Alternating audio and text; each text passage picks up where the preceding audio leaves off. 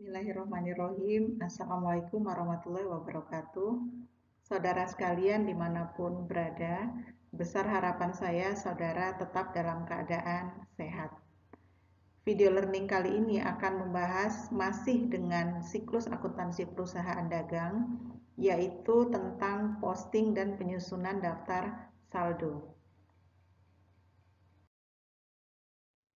Saudara sekalian, pada video learning sebelumnya, kita sudah membahas tentang penjurnalan metode dengan metode perpetual dan metode fisik atau periodik.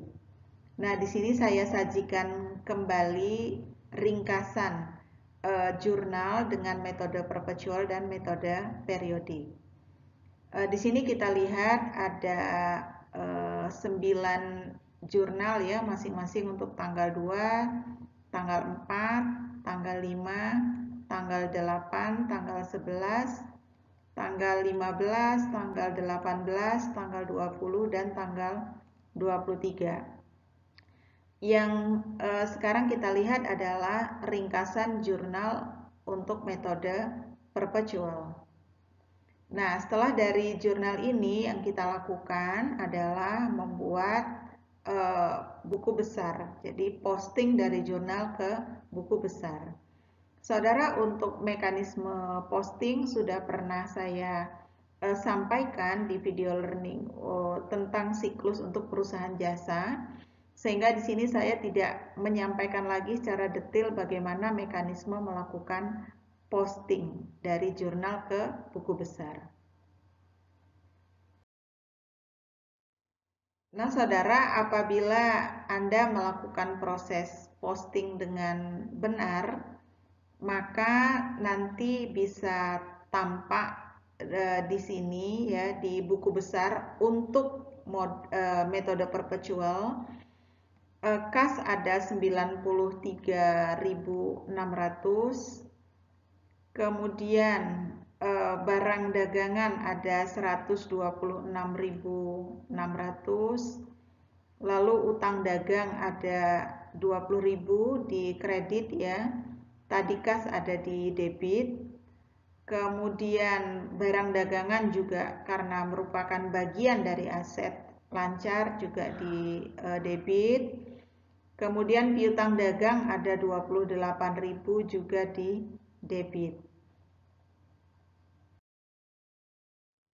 Kemudian untuk akun retur penjualan ini ada di debit 5.000. Lalu beban pokok penjualan ada di debit 36.000. Kemudian potongan penjualan ada di debit 1.500. Kemudian saudara untuk beban akut penjualan ada di debit 2.300. Lalu penjualan ada di kredit 55.000. Ya. Seperti saya sampaikan tadi, untuk proses posting tidak saya terangkan lagi secara detail karena dulu sudah pernah kita pelajari di materi siklus akuntansi perusahaan jasa bagian posting.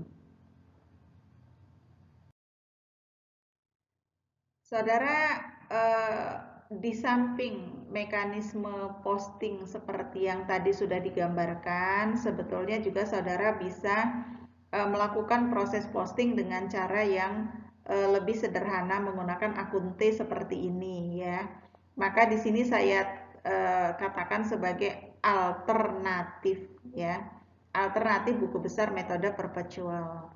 Jadi kalau Anda mau membuat secara sederhana dengan menggunakan akun T bisa seperti ini ya. Nah, Anda bentuk akun T, misalnya ada akun kas, kemudian utang dagang, kemudian barang dagangan, penjualan, piutang dagang, retur penjualan, beban pokok penjualan, potongan penjualan, dan beban angkut penjualan. Nah, nanti tinggal dituliskan saja apakah ada saldo awal, apakah tidak. Misalnya di sini sudah ada saldo awal 80.000.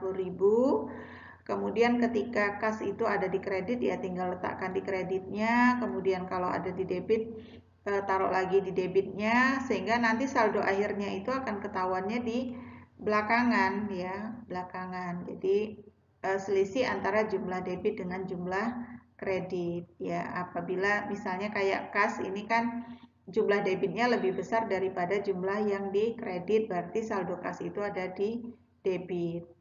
Tapi kalau utang dagang Anda perhatikan di sini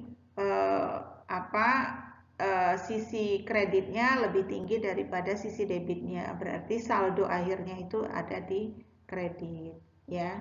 Nah, ini adalah alternatif apabila Anda mau menyusun daftar saldo lebih cepat. Nah, saudara, kalau metode periodik, maka di sini ringkasan jurnal metode periodiknya seperti ini ya. Jadi kita sudah pernah membuat jurnalnya, ini saya buat ringkasannya yang ditujukan untuk proses posting.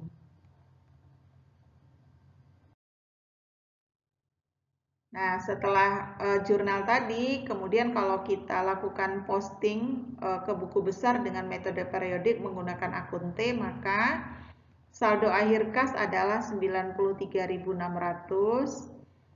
barang dagangan 130.000, piutang dagang di debit 28.000, utang dagang ada di kredit 20.000, penjualan ada di kredit 55.000, beban pokok penjualan tidak ada. Lalu saudara di sini ada akun yang bernama pembelian di debit 38.000, potongan pembelian ada di kredit 400, kemudian retur pembelian ada di kredit 6.000, beban akut pembelian ada di debit 1.000, potongan pembelian ada di debit 1.500, retur pembelian ada di debit 5.000, dan beban akut penjualan ada di debit 2.300. Nah, berdasarkan buku besar baik dengan metode periodik maupun dengan metode perpetual, maka kita bisa menyusun daftar saldo. Nah, saudara, berdasarkan saldo akhir masing-masing akun yang tadi sudah pernah disampaikan di slide sebelumnya, maka kita bentuk daftar saldo. Ini adalah daftar saldo metode perpetual, ini adalah daftar saldo metode periodik. Ya, ini yang paling benar adalah daftar saldo ya, kemudian ini debit ya. Ini juga daftar saldo, lalu ini yang paling benar itu debit ya, bukan debit. Nah, saudara di sini tampak dalam metode perpetual berdasarkan akun yang tadi sudah kita buat ketika melakukan proses posting, maka tampak di sini kas ada 100.390 ya. Sama ya kas dengan metode perpetual maupun metode periodik. Nah, kemudian untuk barang dagangan saudara, kalau di dalam metode perpetual saldonya 126.600, dalam metode periodik barang dagangan itu adalah 130.000.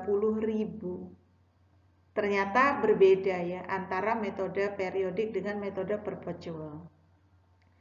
Kemudian untuk piutang dagang, baik dalam metode perpetual maupun metode periodik sama saldonya. Lalu uang muka sewa kantor, baik metode perpetual maupun metode periodik sama, yaitu 15.000. Mesin juga sama, yaitu 240.000. Akumulasi penyusutan juga sama, yaitu 33.000. Utang dagang sama, yaitu 20.000. Utang gaji sama, yaitu 16.000. Modal saham sama, yaitu 392.000. Laba ditahan tidak ada. Kemudian setoran sama di kredit 64.000. Lalu saudara prive sama, yaitu 20.000.